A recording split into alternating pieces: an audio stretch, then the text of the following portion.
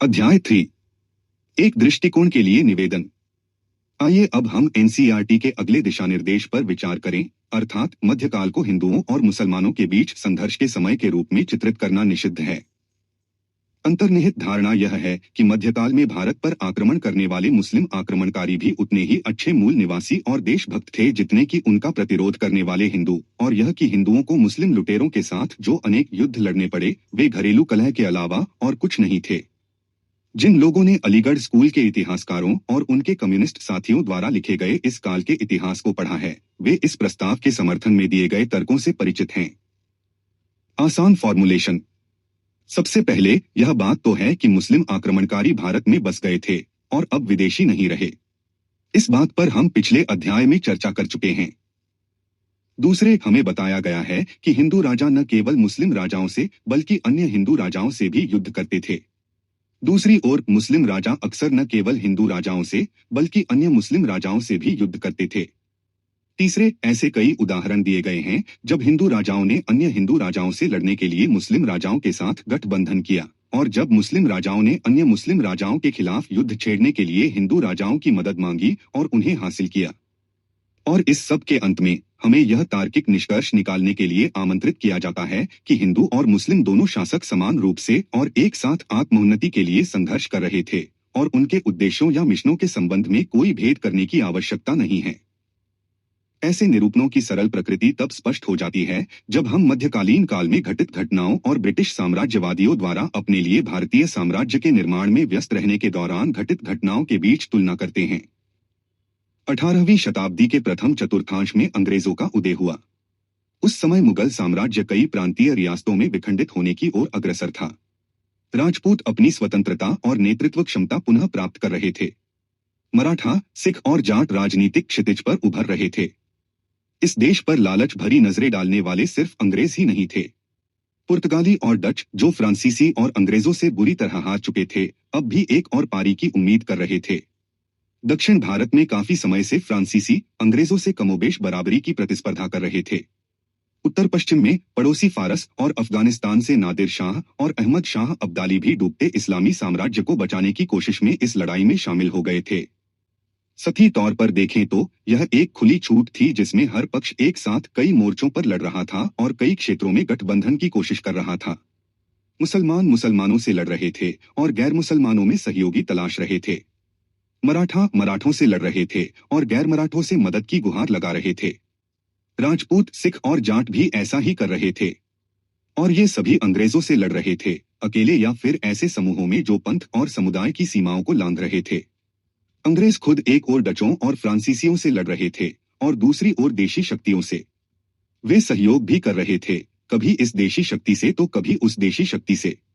18वीं सदी के मध्य से 19वीं सदी के मध्य तक चले इस लंबे नाटक में विभिन्न विदेशी और देशी शक्तियों के बीच युद्ध और सहयोग के संयोजन ऐसे थे जिन्हें आसानी से सुलझाया नहीं जा सकता था। क्या हम इस दौर को घरेलू कलह का दौर कहें, जिसमें अंग्रेजों ने सिर्फ एक ही मानदंड दिया था? एनसीईआरटी के इतिहासकार देशी और विदेशी, देशभक्त और साम्राज्यवादी के इस घालमेल पर सबसे पहले तो डर के मारे हाथ खड़े कर देंगे। वे ही हमें इस पहेली को सुलझाने से पहले एक सही नजरिया अपनाने की सलाह देंगे। उचित दृष्टिकोण। उचित दृष्टिकोण क्या है? क्षेत्र में विभिन्न ताकतों के इतिहास और चरित्र को देखते हुए यह इस प्रकार होना चाहिए। 1. मुगल साम्राज्य भारत पर एक विदेशी थोपा हुआ साम्राज्य इतिहास के कूड़ेदान की ओर बढ़ रहा था। 2.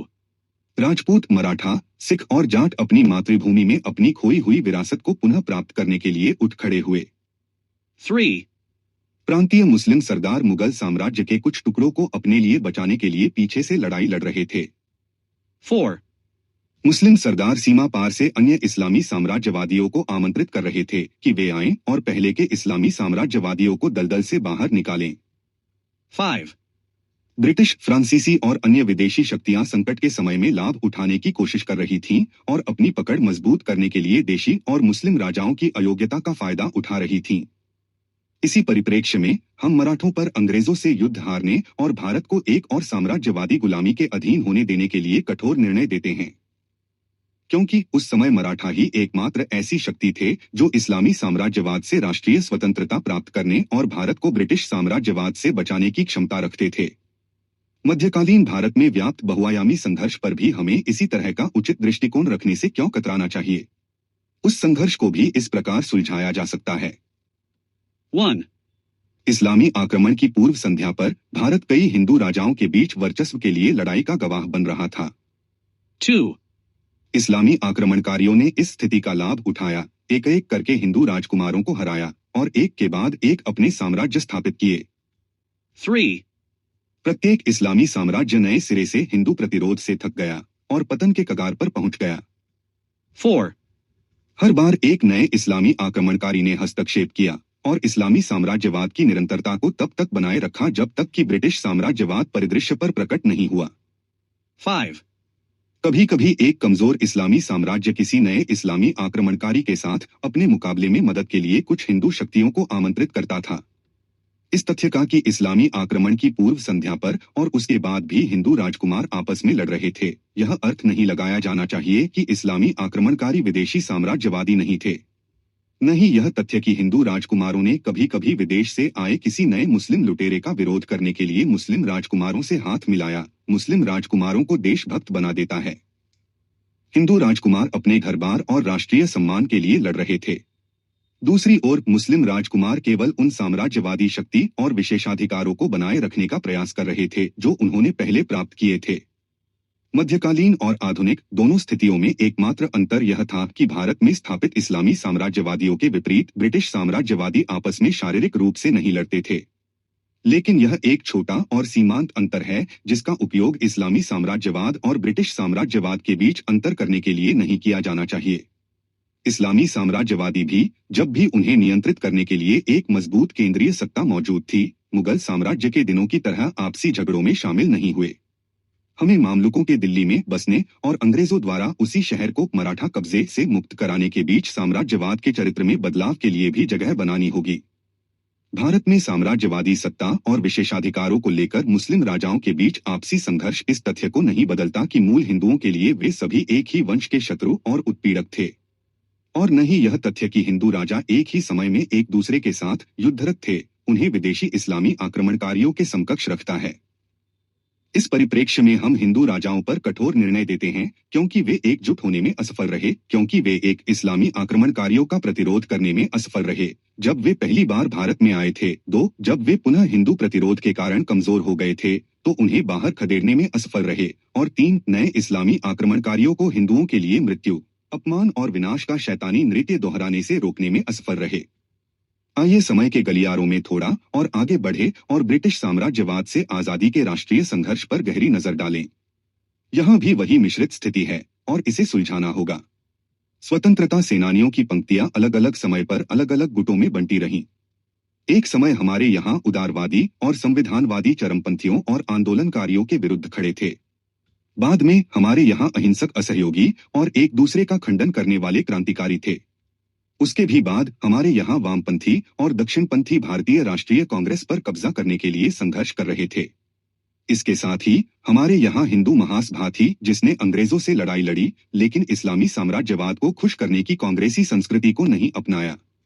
और हमारे यहाँ हिंदू राजा भी थे जिनमें से कुछ स्वतंत्रता संग्राम से भयभीत थे और अंग्रेजों का साथ दे रहे थे, जबकि कुछ बाहरी तौर पर अंग्रेजों की चापलूसी करते थे लेकिन गुप्त रूप से राष्ट्रीय संघर्ष के प्रति सहानुभूति रखते थे और उसकी मदद करते थे।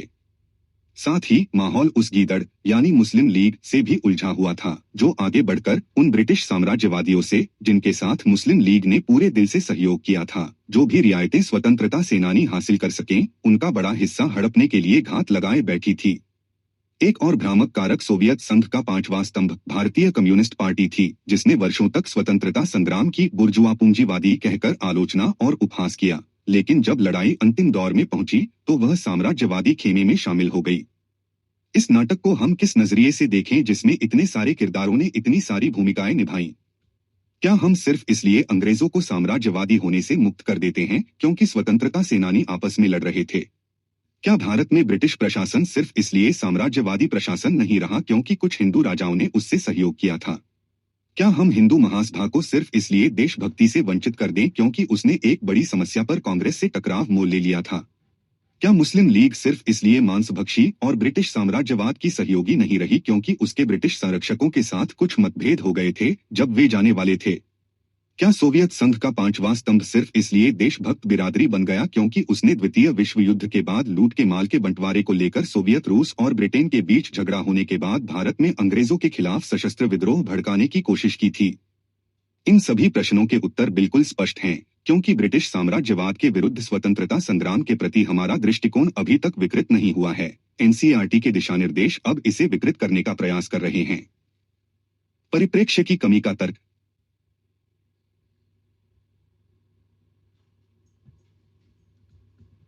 लेकिन एक ऐसी स्थिति की कल्पना की जा सकती है जब ईसाई मिशनरियां देश के विभिन्न हिस्सों में हिंदू आबादी के एक बड़े हिस्से का धर्मांतरण करने में सफल हो जाएंगी। ईसाई धर्मांतरित लोग ब्रिटेन से आए अपने सहधर्मियों को विदेशी साम्राज्यवादी आक्रमणकारी बताए जाने पर आपत्ति कर सकते हैं। ईसाई धर्मांतरित लोग उन लोगों को अपना वोट देने से मना कर सकते हैं जो ब्रिटिश शासकों को प्राचीन हिंदू शासकों की तरह देशी शासक मानने से इनकार करते हैं। ईसाई धर्मांतरित लोग यह भी धमकी दे सकते हैं कि अगर ब्रिटिश शासकों को भारत के महान और गौरवशाली उपकारक नहीं बताया गया तो वे सड़कों पर हिंसक दंगे भड़का देंगे। इसके बाद राष्ट्रीय एकता परिषद की एक और महत्वपूर्ण बैठक होगी जिसमें शिक्षा मंत्रालय को निर्देश दिया जाएगा कि वह एनसीईआरटी को नए राजनीतिक हालात में इतिहास की नई पाठ्यपुस्तकों के लिए नए दिशानिर्देश तैयार करने का आदेश दे। ये दिशानिर्देश उन लोगों को बहुत परिचित लगेंगे जिन्होंने एनसीईआरटी द्वारा जारी किए जा रहे वर्तमान दिशानिर्देशों का अध्ययन किया है। भारतीय इतिहास के ब्रिटिश काल के संदर्भ में ये दिशानिर्देश इस प्रकार होंगे। ब्रिटिश शासकों को विदेशी नहीं माना जा सकता। ब्रिटिश काल को स्वतंत्रता सेनानियों और विदेशी साम्राज्यवादियों के बीच संघर्ष के काल के रूप में नहीं देखा जाएगा। ब्रिटिश नौकरशाहों को शासक और भारतीयों को प्रजा नहीं माना जा सकता। ब्रिटिश शासन के तहत भारत के आर्थिक शोषण और सांस्कृतिक विनाश पर ज्यादा जोर नहीं दिया जाएगा। नई व्यवस्था में स्वतंत्रता संग्राम के नायकों और खलनायकों का ठोस चरित्र चित्रण भी उतना ही दिलचस्प होगा।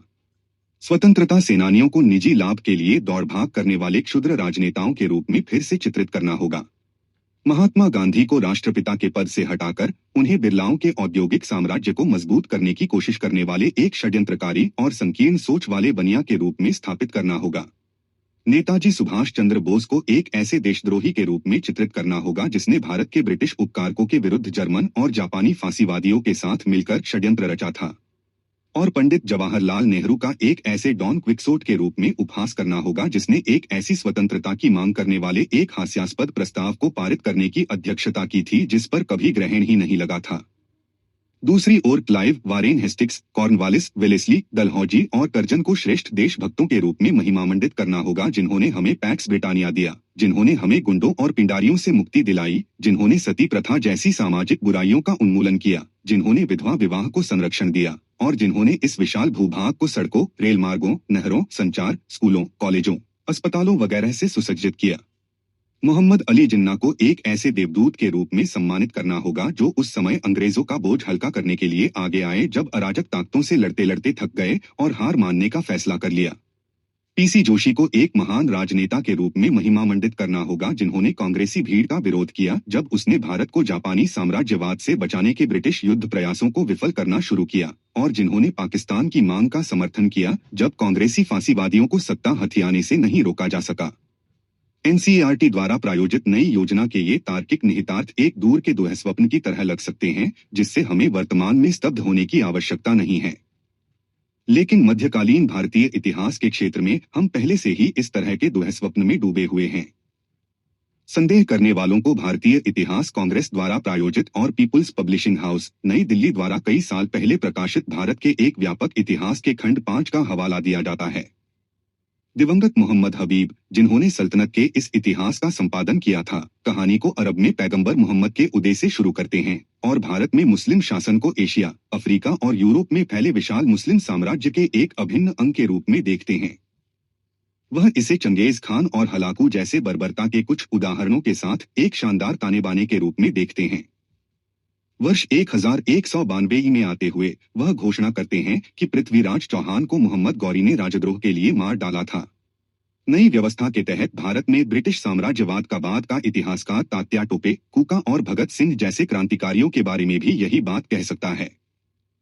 यदि हम इन तार्किक और अपरिहार्य निहितार्थों से कतराते हैं तो हमें रिकॉर्ड को सीधा रखना चाहिए और बोटलोलुपता की राजनीति के हित में इसके साथ छेड़छाड़ नहीं करनी चाहिए, न ही इसे धर्मनिरपेक्षता के रूप में इस्लामी साम्राज्यवाद द्वारा विकृत होने देना चाहिए या इतिहास की वैज्ञानिक व्याख्या का ढोंग करने वाले कम्युनिस्ट गद्दारों द्वारा।